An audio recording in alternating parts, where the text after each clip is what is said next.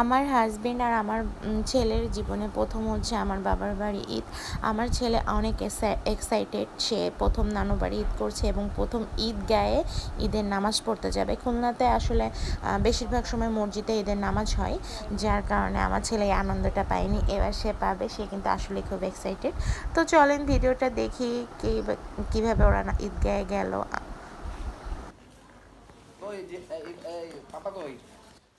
তোমাদের যায় নামাজ কই? এখানে হচ্ছে ছোট ভাইয়েরা আমার মেজো চাচা আর চাচা দুই ছেলেকে ডাকছে। প্রতিবারই ওরা সব একসাথে ঈদের নামাজ পড়তে যায়, তো এবারও সবাই পরিবারের একসাথে ঈদের নামাজ পড়তে যাবে। ওদের জন্যই মোড়ে সবাই অপেক্ষা করছে। অনেক বছর পর আমি কিন্তু সেই আগের আনন্দ ফিলটা করতে পেরেছি এবার ঈদে।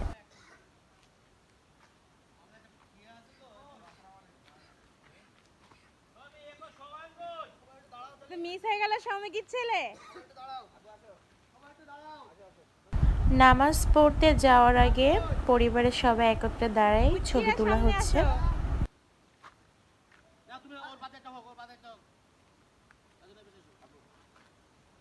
তুমি জায়দের পাশে দাঁড়াও।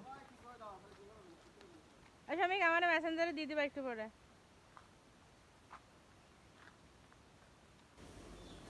মুনির পোজ দেখো, মুনির একটু পোজ দেখো তোমরা।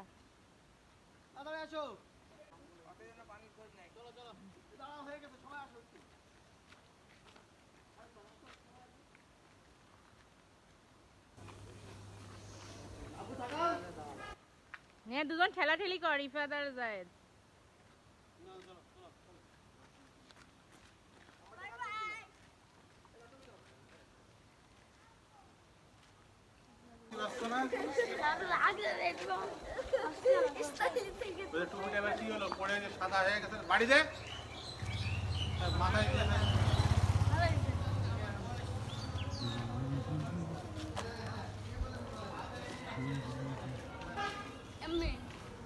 এদিক দে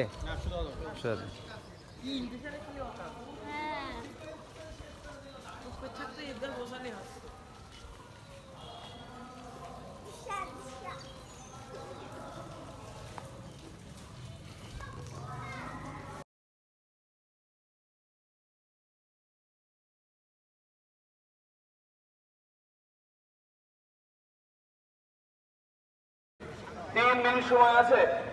আমরা অনেকে মাঠে প্রবেশ করছি ঠিকই, কিন্তু বিক্ষিপ্ত ভাবে দাঁড়ায় আছি। আমরা কাতার বন্দী হয়ে বসে যাই, আমরা কাতার বন্দী হয়ে যাই। ডান পাশে চেপে আসি, বসো, ডান দিকে সরে আসি। ভাই ধুলা যায় না, আমাদের লাগলে কিছুই হবে না।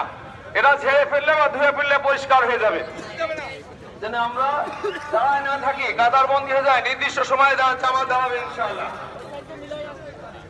আল্লাহু আকবার, আল্লাহু আকবার, লা ইলাহা ইল্লাল্লাহ, আল্লাহু আকবার, আল্লাহু আকবার, লিল্লাহিল হামিদ। আল্লাহু আকবার, আল্লাহু আকবার, লা ইলাহা ইল্লাল্লাহ, আল্লাহু আকবার, আল্লাহু আকবার, লিল্লাহিল হামিদ। আবু আমরা সবাই জানি যে আমাদের মসজিদগুলো ভরপুর ছিল, কানায় কানায় ভরপুর ছিল। আল্লাহ রাব্বুল আলামিন সারা বছরই এমন নামাজগুলো, পাঁচ ওয়াক্ত নামাজ জামাতের সাথে মসজিদে আদায় করার নির্দেশ দিয়েছেন, ব্যবস্থা রাখছেন।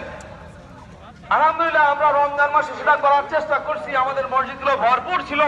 এই রমজানের এই শিক্ষা সবকিছুই কিন্তু খুলে খুলে রাসূল সাল্লাল্লাহু আলাইহি ওয়াসাল্লাম বলছেন। যার যার তৌফিক অনুযায়ী সেটা তার বাস্তব জীবনে প্রকাশ ঘটনার কথাও বলছেন, আবার গরিব দুঃখীর সহযোগিতার কথাও বলছেন। সাথে সাথে তারা যেন কষ্ট না পায় সেদিকেও খেয়াল রাখার কথা বলছেন। ইসলাম কত সুন্দর!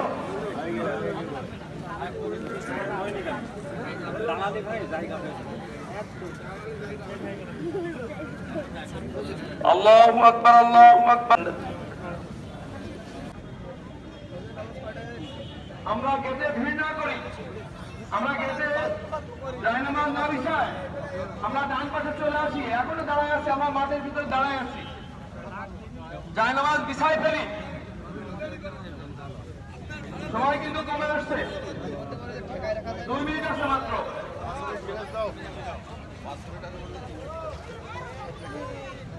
অর্থায় অর্থ সম্পদ আমি কখনো আমার পক্ষপাত করার জন্য চেষ্টা করবো না, বরং হাত ফাঁকি দেবো না। এই কথাগুলি যদি আমাদের আপনার আমার মাথার ভিতরে না আসে, এই চিন্তা, এবং আমি জিনা করবো না, চুরি করবো না, ডাকাতি করবো না, চিন্তাই করবো না, এই কথাগুলো যদি আপনার আমার কাছে না আসে এবং এই জন্য যে আমল না হয়, তো আমাদের রোজা নামাজ কালাম আল্লাহর কাছে কবুল হওয়া অসম্ভব হয়ে যাবে। এই জন্য আপনাদের সকলের প্রতি আহ্বান, আপনারা এই মেসেজগুলো নিয়ে যাবেন। আমরা আমাদের সন্তানদেরকে এইভাবে ইসলাম থেকে আমরা ঘুরে ফিরে দিতে পারি না। আমাদের মসজিদের কাছে তাদের আচরণ আমরা আমাদের বাড়িতে নিয়ে আসতে পারি না। আল্লাহ রাব্বুল আলামিন আমাদের এই কথাগুলোর মধ্যে তৌফিক দান করে সকলে বলে আমিন। আসসালামু আলাইকুম ওয়া রাহমাতুল্লাহি ওয়া বারাকাতুহু।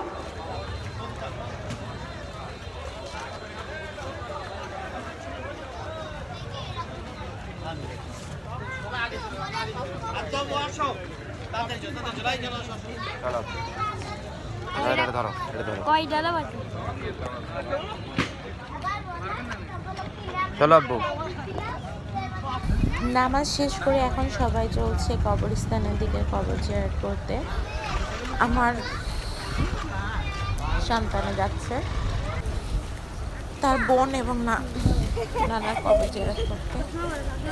সবাই কিন্তু এরকম পায়ে হেঁটে কবরস্থানে যায়। জোর 10 থেকে 15 মিনিট লাগে ঈদগাহ থেকে কবরস্থানে যেতে।